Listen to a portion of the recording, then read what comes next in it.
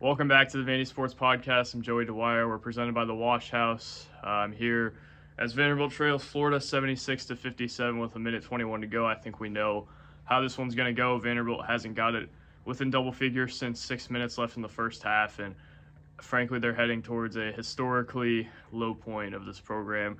They haven't had 7 wins or less since 1945, 1946, 8 wins since the year after that, so we're heading towards a place that Vanderbilt basketball has not been in a long time, and I think today kind of shows you where this thing's at, and we've seen that for a while. But Florida came out and really didn't have its best game. I think for a lot of the game was a little sloppy and didn't have the offense you would think. Zion Pullen, one of Florida's best players, if not its best player, had 2 points on 1 for 8 shooting, or at least does.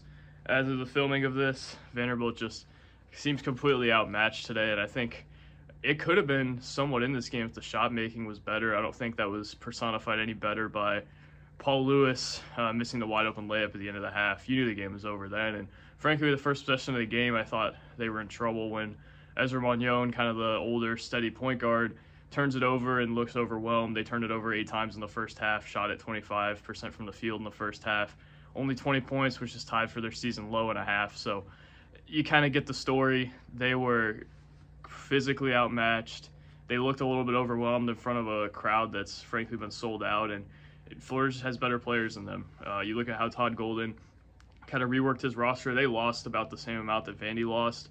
Vandy can't replace that, though, in an offseason. Florida can, and I think maybe even a different staff could probably do some different things with that roster, but Vanderbilt staff, I don't think, did what they needed to do this offseason, and it's shown. I mean, again, they're heading towards a historic low. Florida got 3 mid-major guys who have really contributed and had another step away from the program before the season.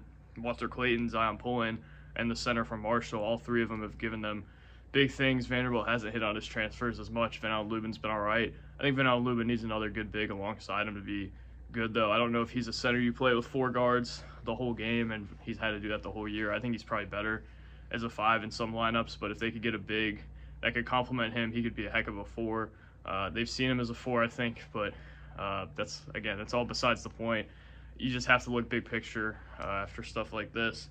Their shot making was unsurprising. They haven't shot 40% from 3 all year. Today they probably shot in the low 20s. As of now, they're 5 for 21.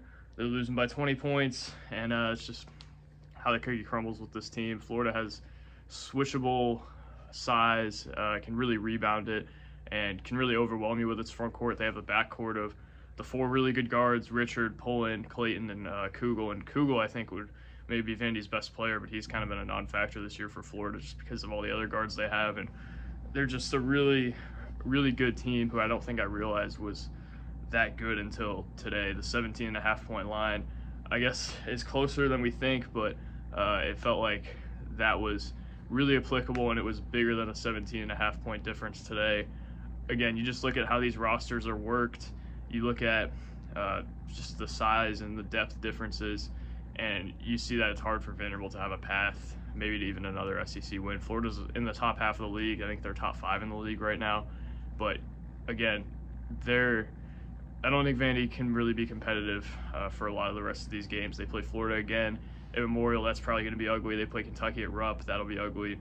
LSU, I think they got a chance in, but I would venture to guess Jordan Wright's going to bring it that day. Arkansas, they're going to have to go 2 on the road, and I think that's probably their most winnable one. But Arkansas obviously has big crowds, has a passionate fan base, and they're more athletic and they're bigger than Vandy. So it's going to be tough to see them getting another win until maybe Wednesday night of the SEC tournament if they catch the right team in the right place. But we're heading towards what looks to be a historical low for this team. Maybe they get one more, but even then it's historical. We've seen this team go 0-18. We've seen firings upon firings. I don't know if we've seen a firing push this demonstrative from the fan base. I don't know that we've seen a season with this poor of a record, and I don't know if we've seen a season with this poor of a feel. Because, 0-18, they had some players. You thought maybe they could get it done early in non-conference play, but really since opening night, this season has just been more of a downhill climb, and I think this team, even with its better players, has still really struggled to get in a rhythm. Ezra Magnon hasn't been as consistent recently. Lubin, I think, has been all right. He's had a couple games in a row with double figures, but he even looked over a match today. Rivera Torres has hit the freshman wall. He was better today, but I think a lot of that's been in garbage time. It's just, I don't know that the talent's there for this team to win another game.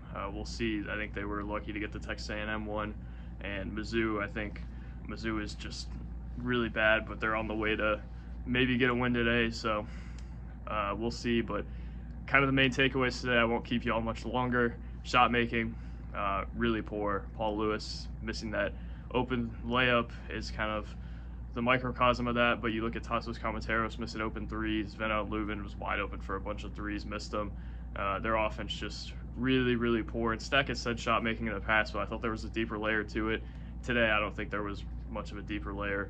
Ezra Munoz, I can't even imagine how many assists he's had left on the table this season by guys missing open shots. I think he's actually been better at finding guys this year than last year, but really hasn't mattered, and a lot of teams have really exploited that for Vanderbilt. Still without a 40-point shooting or 40% shooting game this season, still without a road win, and this thing is really spiraling. We'll see what happens in the next few weeks, but I don't know that anybody really cares about these games moving forward. It's just what happens postseason, and I don't know that anybody can really blame anybody for that. So thank you guys for watching. God bless. Thank you to the Wash House, and we'll be back Wednesday. God bless. Peace.